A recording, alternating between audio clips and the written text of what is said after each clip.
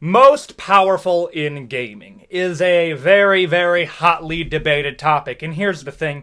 Am I qualified enough to throw my hat into the ring and have an opinion that's worth more than dirt? Probably not. But I think this video is infinitely more entertaining if I don't have a background in power scaling. No. I just understand the lore, okay? A lot of the characters that I'm going to talk about are either fan requested and it's going to be very difficult to rank them, and that'll also be entertaining. Or these are characters that I have actually either taught you the lore or I've been obsessing over the lore of. Characters like the Tarnished from Elden Ring, the Hunter from Bloodborne, and Doomslayer. Trust me, you'll understand more when we get there. And I'm going to be ranking them in accordance to their power level. Not every character in here is like a god level, galaxy level threat. No. I have Arthur Morgan and Joel Miller here. Why? Because I also want to talk about them. They're fan favorites, and I think it's fun to rank them against people like Kratos. Okay, I've been waiting to make a video like this, and I want to make a gaming video. Listen, I love making the scary videos, the aura videos, but I want to get back to making a few more gaming stuff. Why? Because analytics-wise, you guys seem to like that, and I like making them because your boy's a gamer, okay? And if you're coming over from the TikTok, welcome, but this is your first video. Welcome to the fan base that is just now realizing that I was big over there before I came over here. So, everybody play nice in the comment section, please. I don't want to have a long-winded intro here, but I just want to say thank you for the support that you have given this channel. I don't want to say it too soon, but it really does look like we're about to get to 100,000 subscribers. We're at 87,000 right now, and it's a humbling experience, dog. I'll get more sappy near the end of the video, and I'll be there. So I don't want to hit you with it in the beginning. If you like content like this and you want to see different types of content, because I do plan on making different type of stuff in the future, consider like, comment, and subscribe. We're trying to get to 100,000 subscribers by April 6th, the 1-year anniversary of the channel. If nothing else, before GTA 6. That's really all I'm asking. And with all that out of the way, let's get into the most powerful characters in gaming tier list. Let's go. Kratos. Immediately, we're getting in there with Kratos, okay? Because I need to squash some misconceptions here. I am not doing a god-level entity for every single person on this list. Why? Because if you want that, look at the god tier list I made like 2 days ago, which a lot of you guys seem to like.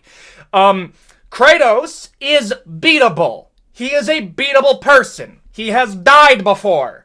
Zeus was able to end his life. And before you hit me with the, well, it wasn't a fair fight, he got backstabbed. Yes, he is beatable. Thor KO'd him. Oh yeah, Thor did not him in their fight in Thor Ragnarok. If you actually look at it, he just knocked him unconscious, and the electrosock was meant to resuscitate him. He did not die to Thor. He got knocked unconscious. The amount of people that'll go into a comment section when I talk about God of War, and they'll be like, Kratos got no-diffed by Thor in their... First off, no-diff is crazy. But no. Kratos can get knocked unconscious, can lose a battle, and can die. The problem is he just climbs out of whatever afterlife he gets sent into. But I'm going to keep it real with you, dog. With all the times he's gone into the afterlife, let's just keep it real. He might just want to stay there at some point, okay? We nearly got him in God of War Ascension. Almost got him. But nah, bro's just him, okay? Where am I going to rank him? He's pretty high, okay? I'm just going to rip the Band-Aid off. He is going to be a large majority of characters on this list. Why? Because at the end of the day, he does have, he's at least demigod status, okay? No. You have Baldur, the guy who could not feel pain and regenerate. Yeah, that guy was going band for band with Kratos, okay? But he is a beatable person, okay? Now, by means, he can't off himself. He can't do anything like that. He is unalivable, and that is where I have to put it. All of these characters technically are unalivable. However, I will say this. He is a tough character to rank because I got to put him in A tier. I do. Why do I have to put him in A tier? Just see with all the people I'm going to put him up against, okay? I think he would beat somebody like the Hunter from Bloodborne. Why? Because the Hunter from Bloodborne, I don't want to get straight into it, is a guy that has a disease that got a blood transfusion from Moon Cthulhu, and then that's what happened, okay? That is not at the same level of Kratos becoming the God of War because he was too angry to die. A tier, could be S tier, though. The Tarnished from Elden Ring. I taught you guys a lot of Elden Ring lore, okay? And maybe that's a full video And I know I've teased that a while, but the problem is that's like a 2-hour video, and I'm going to be real with you. I'll release that at the 100,000 special. How about that? That is a 100,000 subscriber special. I will do a full lore breakdown of everything that happened in Elden Ring in 2 hours. Okay? I will do that for 100,000. But if I'm going to give you the basics of what it is. Okay, so the Tarnished is a part of a tribe of people in the lore of Elden Ring that got banished from the Lands Between by Marika the Golden. Marika the Golden is essentially kind of like... Imagine... Golden Order is like a cult, but Marika is actually almost god level because she's possessed by something called the Greater Will. And the Greater Will is an aspect of basically the hand of God from Super Smash Bros. I'm vastly oversimplifying it for the sake of this video, but Marika is as near god level as you could possibly get. And our boy, the Tarnished, came in there and was able to beat him. Who else did he beat? There's a guy named Malekith the Black Blade, okay? And Malekith is essentially a furry brother of Marika who wields the very idea of death. Now, okay, there's this weird idea that he was able to get through the entire battle with Malekith without ever getting hit. No, that's not how the Black Blade works. No. The Malekith's Black Blade is imbued with the very idea of death existing, which is infinitely scarier, okay? That puts you up pretty high, but the thing with the Tarnished is if you take away his ability to essentially respawn over and over again, he's not that powerful. Yes, is it? The respawning aspect of the Tarnished is literally in his kit, but that only exists because when the Erd Tree burned down, it kind of killed the idea of death. Yes, Malekith having the Black Blade essentially locked away the idea of destined death, which was something that existed before the Lands Between. And all destined death was is everybody, even gods, were going to die one day. And when that got contained and locked away, rebirth over and over again into the Erd Tree became possible. So when we're talking about the Tarnished, graceless Tarnished, his grace or his soul cannot get reincarnated into the Erd Tree because the Erd Tree burned down and you are graceless, okay? I know I'm hitting you with a lot, but it's to explain his powers because I'm not going to place him very high. Why? Because ultimately, his most overpowered ability is basically respawning over and over and over again. Yes, I know somebody's going to hit me with like, well, he was able to dodge light speed. Okay, you're taking that... I'm going to make a lot of power scalers really, really angry with this video. Am I going to put him low? Absolutely not. At the end of the day, he was able to beat Malekith in a 1v1. Beat Radagon in a 1v1. Beat Godfrey. Beat Rykard. He beat all of those people in a 1v1, okay? That has to be said.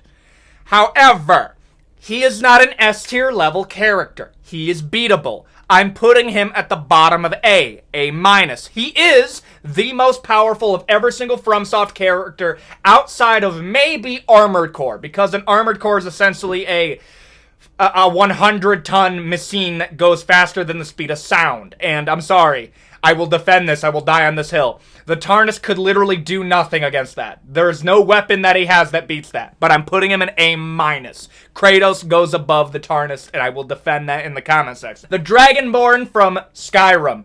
Listen, man. I've said this multiple times, and I'm going to say it again. Skyrim becomes infinitely funnier and makes way more sense if you think of the Dovahkiin or as the Dragonborn as basically having the voice of Sane Gillis and just drunk 24/7. Why? Because it makes way more sense how everybody reacts to you. I'm sorry. Your immediate reaction to finding out that I am essentially the reincarnation of your Jesus Christ in your religion from worshiping Talos, I might add, fighting Dragon Antichrist in Alduin, the firstborn of the Dragon God, and beating him and eating his soul is, can you go fetch me, oh sweet roll? Really? That's what I get? I save the world and you hit me with the, haha, somebody stole your sweet roll. Haha, I used to be adventurer like you until I took an arrow in the knee. That's what I get. I went into the afterlife to kill the devil. And you told me, You're gonna have to pay us back 5 gold shillings for the sweet roll. I know I keep on saying sweet roll, but it's still so funny to me that that's a real line. That I stole somebody's mead and you're going to kill me for $5. I'm sorry. What? That is what bothers me. I need more mods to explain that away for me, okay? He is absurdly powerful. I've said this multiple times. He is probably one of the most underrated in terms of power. And before you hit me with the, well, in Oblivion, the Dragonborn Emperor was able to get assassinated. Yes, he has the same he has the vulnerabilities of a man. But his kit and his feats are so insane that it's simply as, I beat the firstborn of the dragon god in real life, went back into the heaven, traveled to Valhalla to kill him again, and then I came back again, became a leader of the Companions, the Dark Brotherhood, the Thieves Guild, and then graduated the College of Winterhold while probably having a crippling meat addiction. And then on top of all of that, I beat the last Dragonborn in a Cthulhu pocket dimension called Marak, and then I beat his ass again. I'm sorry, bro. And then, just to get some vampire Rakutsi, I kill her daddy. What? If those feats are insane. Like, what are you talking about? Dude, of course he's up there. Not S tier. Not S tier. Not quite. However, Dragonborn versus Kratos. That's about, let the power scale, okay, all the power scalers. Feel free to either fact check me and settle debates in the comment section down below. Tell me, according to you, who wins. Kratos or the Dragonborn from Elder Scrolls. Put it in the comment section. I'm genuinely curious what the experts have to say on this. Talion! I'm sorry. To all the people who have not played Shadow of Mordor and Shadow of War, you have robbed yourself of a genuinely good experience in not experiencing the Nemesis system. Let me tell you something. The best and worst part about the Shadow of Mordor games is that the Nemesis system was created, an amazing system where you could create a full-on backstory with a random enemy that killed you one time, to he's the big bad of the game, and then that got ripped away from us because guess what? Warner Bros. Innovated one time and it refuses to allow anybody to use it. That's why all the homies hate Warner Bros. Now, when we're talking about Talion, now, let me tell you something. He's very similar to another character I'm going to cover in a second. Talion is too overpowered for the lore of Middle-earth. Let me tell you something right now. He is possessed by the spirit of the Ringmaker Celebrimbor, who was manipulated by Sauron during the first or second Age. That's my Elden Ring lore's a little bit rusty. Where Sauron manipulated him into making the rings, and then he basically got his family done, and then got turned into a war banner by Sauron during the First War. Okay? Now, the spirit of Celebrimbor is angry with Sauron and starts making rings, okay? He's making rings, okay? He made one ring for Talion. And Talion is a Ranger of the Black Gates. The very Black Gates that are the things defending Mordor, okay? Died, family died, and now is banished from death. I'm sorry, bro. In my 15-year-old mind, the sentence, "you are banished from death," literally sent goosebumps down my spine. That is such a ridiculously tough sentence. The Grave Walker. Love it, okay? Makes a full new army of orcs by dominating them, dominating them, no homo, to work in his army. Goes to war with the followers of Sauron in the first game, and then after that, goes to Gondor, fails in defending I think it's Minas Ithil, not Minas Morgul. I'm gonna say Minas Ithil. Fails in the defense of Minas Ithil. Goes over, starts dominating the regions of Mordor. Raises an army again with the power of the ring created by Celebrimbor. And then is near the same power level of Sauron. First off, you wanna know why Shadow of War was made non-canon completely? Because Sauron is effectively an archangel in the actual lore of Tolkien. So having a mortal literally go band for band, that's like me strolling up to the house of Archangel Michael and being like, I could do it better. And then I win. That's how crazy the lore of that's how crazy that is. Where was I? Also, gets betrayed by Celebrimbor, and then Talion wages a 60-year-long war from the ending of the last Hobbit movie. Yes, a Hobbit video and Tolkien rant is coming eventually for the channel. After the ending of the Hobbit, where Bilbo goes back to the Shire, he goes a 60-year-long war holding the armies of Mordor at bay until Frodo was born. Oh! Love it. Love it. However, power scale-wise, okay? His ability is Respawn. Very good fighter. He is probably the top tier, almost top tier, of people level. Yeah, I'm putting him in C tier. It's going to make sense. I can move him up to B tier in a second, but Talion is going in C tier. But his lore and games are so good. If you have not played it, if it goes on a sale, play Shadow of War. I beg of you, it's so good. Starkiller. Some of y'all never got to play Force Unleashed on the PS2, and it shows. You are joyless drones, some of you.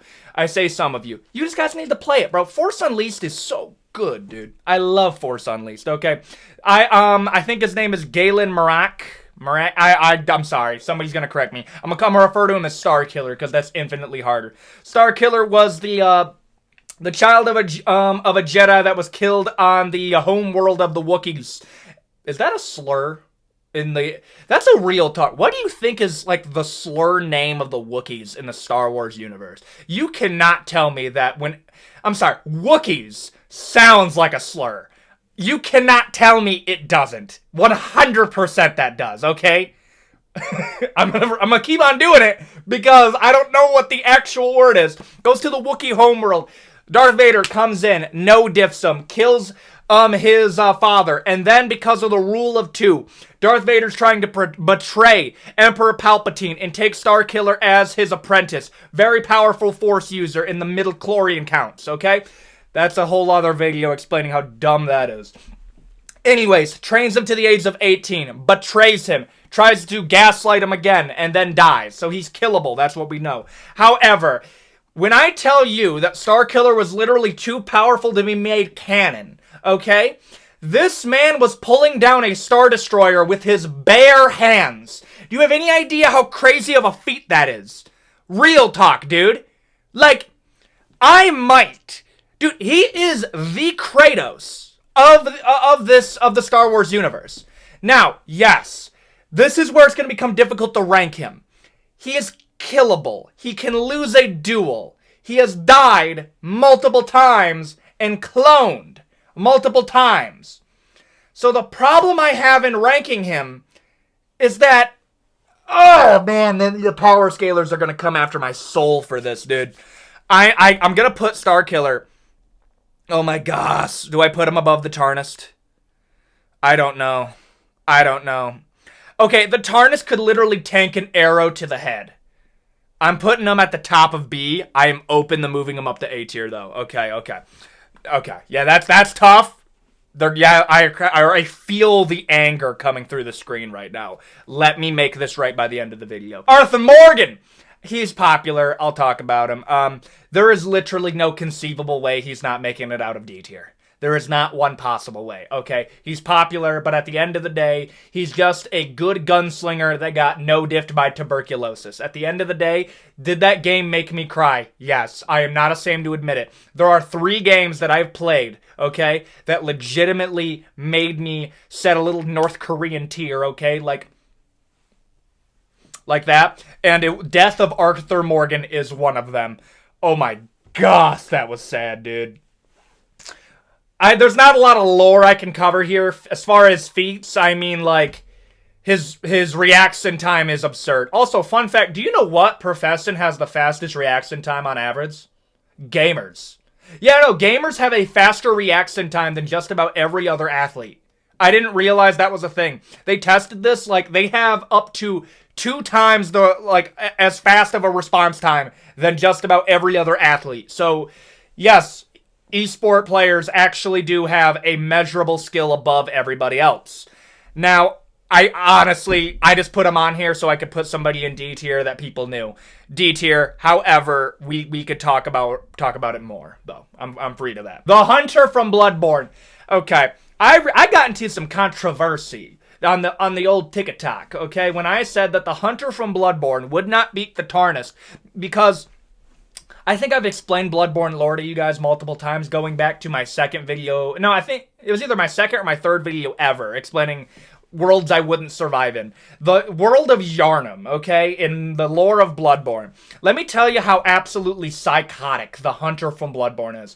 This is a guy who had a crippling illness, okay, goes to a place called Yharnam in this absolute old sack of bones that was a blind man going into a wheelchair, gives you a blood transfusion to cure you. That blood came from the old ones, basically Cthulhu, but more crazy. And then that heals you, sends you to a pocket dimension called the Hunter's Dream, and then you go up to this old guy and says, "You are awake, young hunter. Today," I keep on using that accent, "you are going to be hunting the monsters now. Okay, I'm very sorry that you are angry about this." And then the hunter's like, "Angry, bro? I've been waiting for a chance to do. You're telling me I could go absolutely scorched earth on every living being that I see in my sight?" Let me tell you something. In my personal headcanon, the Hunter from Bloodborne was actually Jack the Ripper, and that he was getting cured because he got, like, syphilis from, you know, playing patty cake with one of his victims. I know that sounds bad, and it is bad. However, does that not make sense that the Hunter is legitimately a serial killer? Because he accepted his job way too quickly. Immediately started taking out people. Immediately. Like, not even a moment of hesitation. Just was like, done. Done, I'll do it. Done. Please, give me a reason to crash out. That is what I imagine the Hunter was saying the entire time. However, when we're comparing him to other people, I actually think the Hunter from Bloodborne is closer to Talion in level of feats.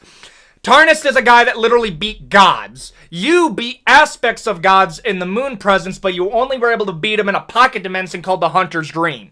So you see the problem that we're running into. You were able to beat aspects of outer gods. The Tarnished literally stopped them from existing. That's how crazy powerful he was. Master Chief from the Halo franchise. Okay. Now, this is where I'm going to make a lot of people angry.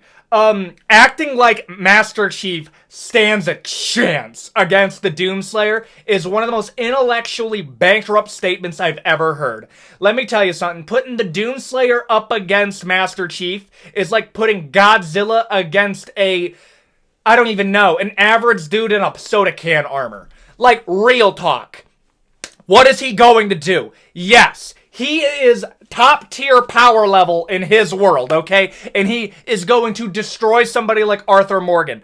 I would even go as far to say that he is near a Talion level of feat. Why? Talion, not quite by himself, he was able to recruit people to fight for him, was able to hold the armies of Mordor at bay for 60 years. Now, Master Chief, okay, number one, let me correct myself in the last video I made. I said that the Spartan program was started to fight the Covenant. No. This is actually scarier. Master Chief was made to fight other humans. That's actually scarier. The Covenant War just happened. Like, lack of luck happened. It's crazy. Yes, a Halo lore video will eventually happen, but you have to be patient, my brother. Now, when we're going into feats, I mean, like, we were losing every single battle against the Covenant and getting absolutely pistol whipped across the floor, okay? And then John Halo, not kidding you, Halo, Master Chief, okay, comes in here and absolutely starts laying waste, okay? Yeah, is able to beat the Flood for any measurable period of time that only the Forerunners were able to do by essentially committing a save quit on the universe.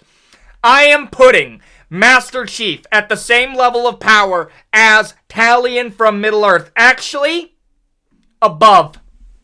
Fight me in the comment section. I think he's more powerful than that. I'm putting him there. Joel Miller. Okay, I just don't want every video to be... I don't want every character to be a god-level entity. And Joel Miller, let me tell you something, bro. I inspire a lot of my look behind Joel Miller. If you guys remember the Halloween video, I just dressed up as Joel Miller. Why? Honestly, that's who you want to be in the apocalypse, dude. You just do. Like, I'm sorry, this man had the mentality to survive. His brother Tommy survived Operation Desert Storm. And if you remember the war tier list that I made over American conflicts, you know that Operation Desert Storm is one of the most perfect military operations done in the history of our species. USA!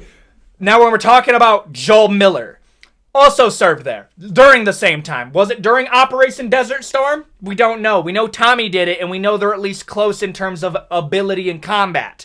Now, I'm gonna make some people mad. Arthur Morgan beats him.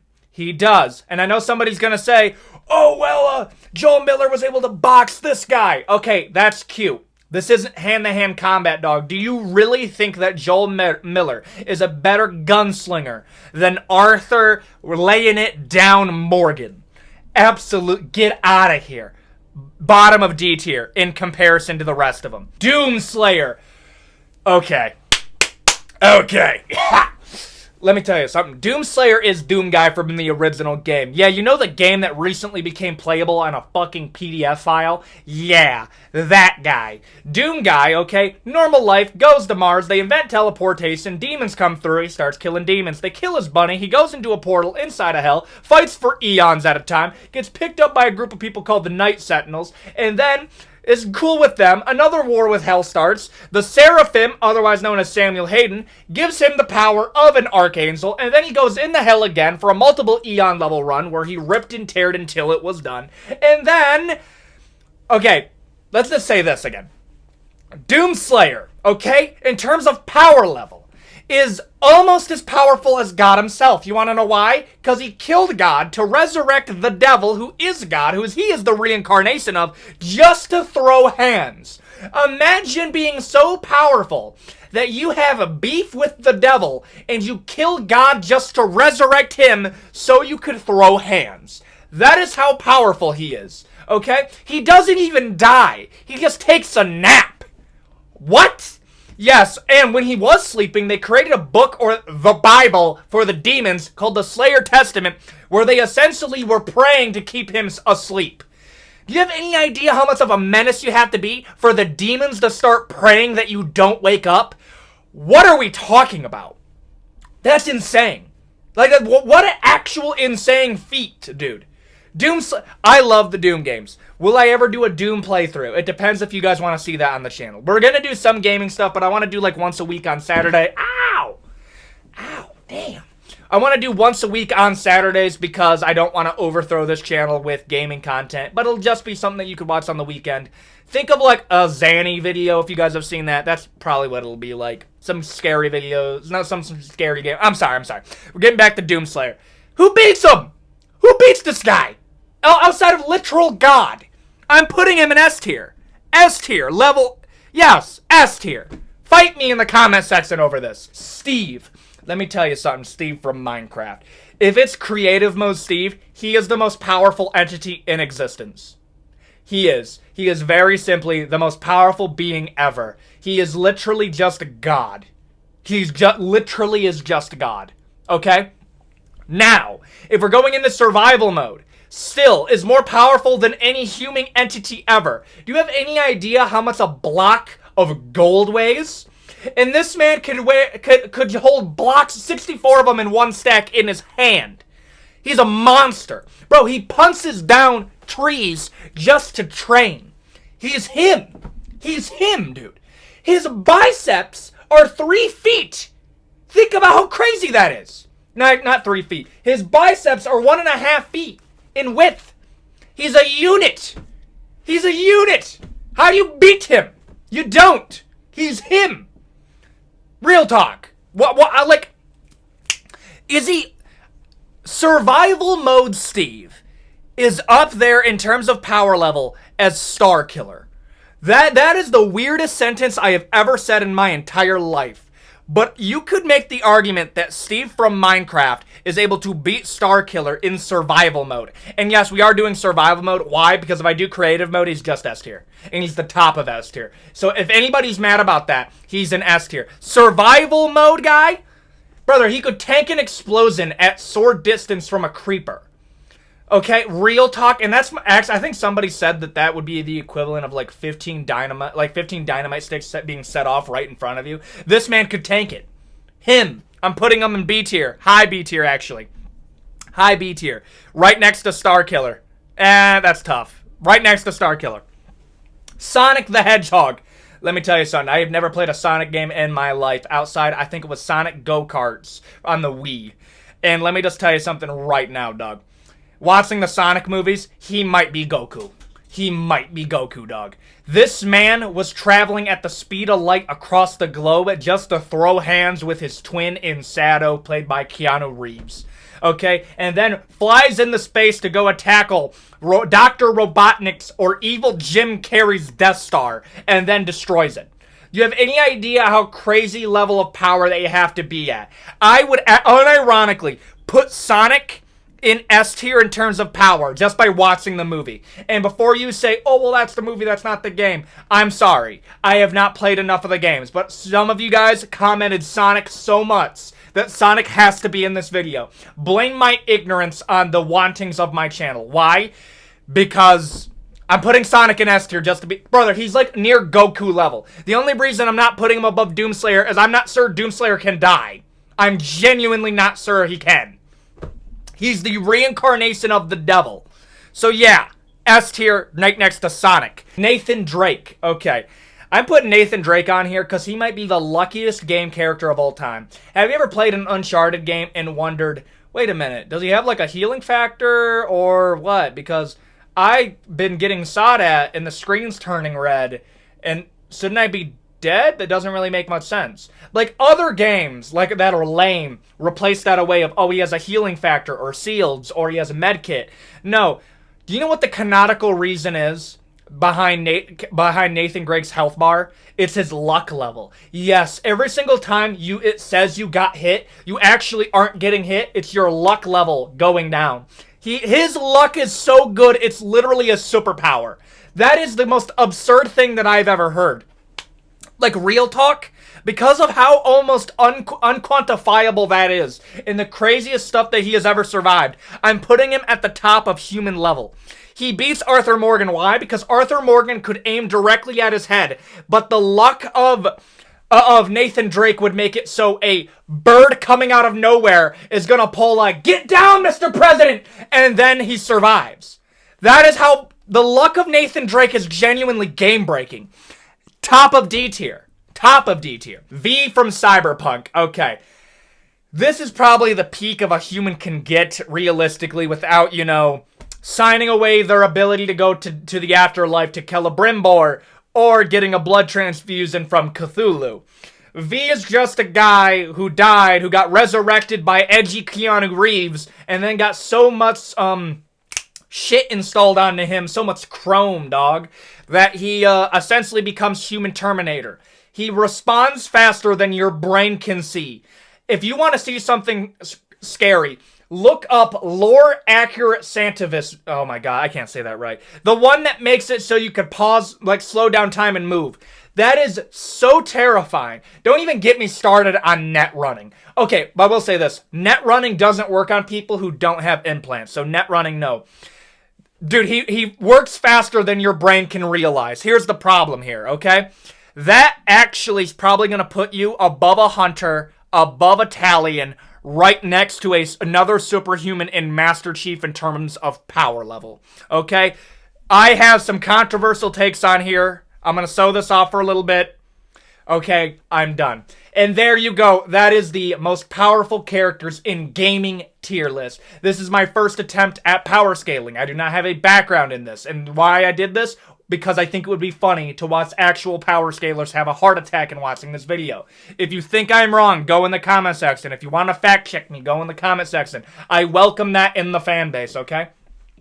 If you are new to the channel and haven't subscribed that, please do. And we're trying to get to 100,000 subscribers by April 6th of this year. We have an Elden Ring lore video, a Doom lore video. We have World War II, because I love history on this channel, as you could tell. It's Ethan on everything, and we are going to be covering everything, okay? If it's not going to be gaming videos, it's just going to be ranting about game lore and other stuff that I find interesting. That's all. That's what this channel is, and you guys seem to enjoy it, okay? And I am thankful to be given this opportunity by you guys. I know I say this a lot. This is your channel. I am but the host of it, and I am blessed to be in this position. Let me entertain you is really what I'm trying to say here. I don't have merch, even though some of you guys want me to do merch. Maybe one day.